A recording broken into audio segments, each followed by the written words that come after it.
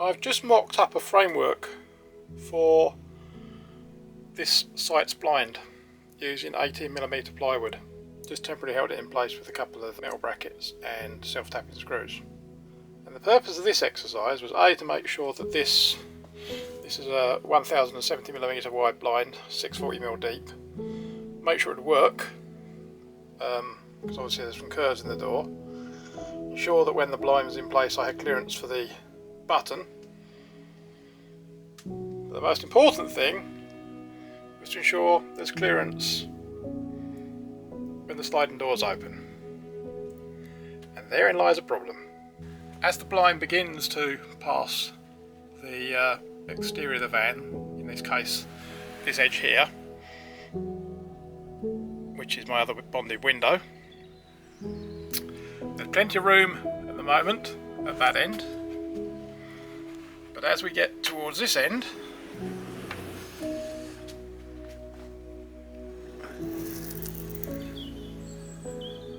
that there is maybe a millimetre spare. By the time the end cover's on that, that's too close for comfort. So 18mm ply is too thick, and I've also taken the beading off from around the thing, so I've got this ply right up against the metalwork of the van, literally as close as it'll go. So I now need to reconstruct this frame using the pieces as templates, using something thinner. But this was a good experiment. I could have assembled all this thinking it works and then realised, oops, not quite good enough. Trials and tribulations of a DIY camper van, and the things you have to keep tweaking to make it all work. Next day, I've made up a frame out of 12mm plywood. Ignore the tape, that's just gluing along there at the moment. And I've also put this beading back on just to see it fit. I don't really need the beading, and I probably won't leave it on, but now,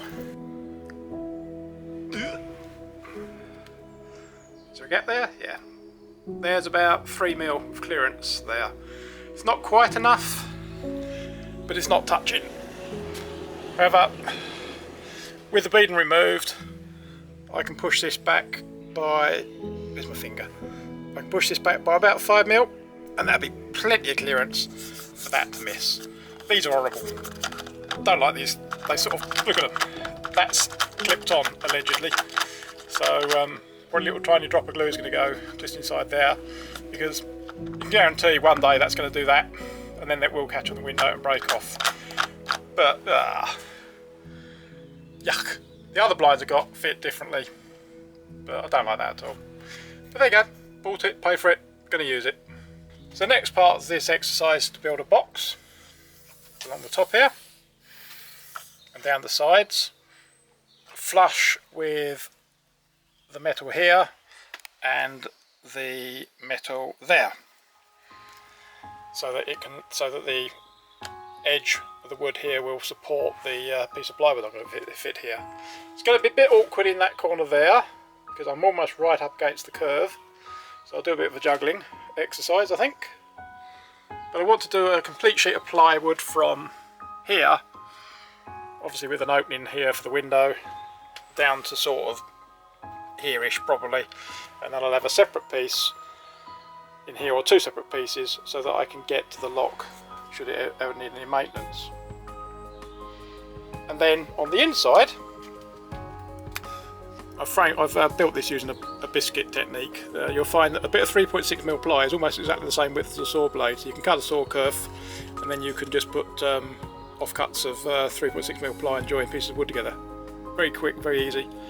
In here, there's going to be a box that goes up against the glass, rubber seal along here, so we've got a good seal, and then I'm going to have some form of secondary glazing. I've got room for maybe 20mm air gap, but just some form of secondary glazing in the window. And how to fit that so it looks neat is going to be a bit of a puzzle. I'm going to use the magnetic stuff to actually hold the glazing material in place, but obviously got to build a bead out, maybe 10mm out for the magnetic part to sit on, and I just want to make that look pretty. Don't want to have nails and screws visible if possible. But I thought I'd do the sliding door simply because it's easy to get at. Once I've mastered it on this one, then I'll be able to use the same technique, although it'll be easy because I'm not trying to actually make clearance for a bit of plastic on a moving part. Now, something I don't particularly like about these blinds, never had a caravan, never really played around with caravan blinds.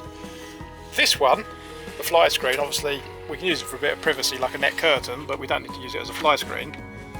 That clips down there, and it goes down lower than the main blind.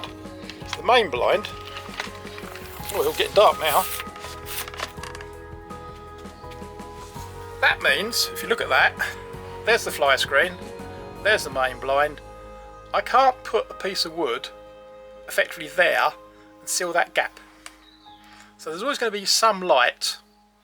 There's always going to be some light below the main blind bleeding down through this gap here, because the lowest I can produce sort of a shelf or a, you know, the sticky out part that I've got to build is going to be here, assuming I ever want to use the fly screen.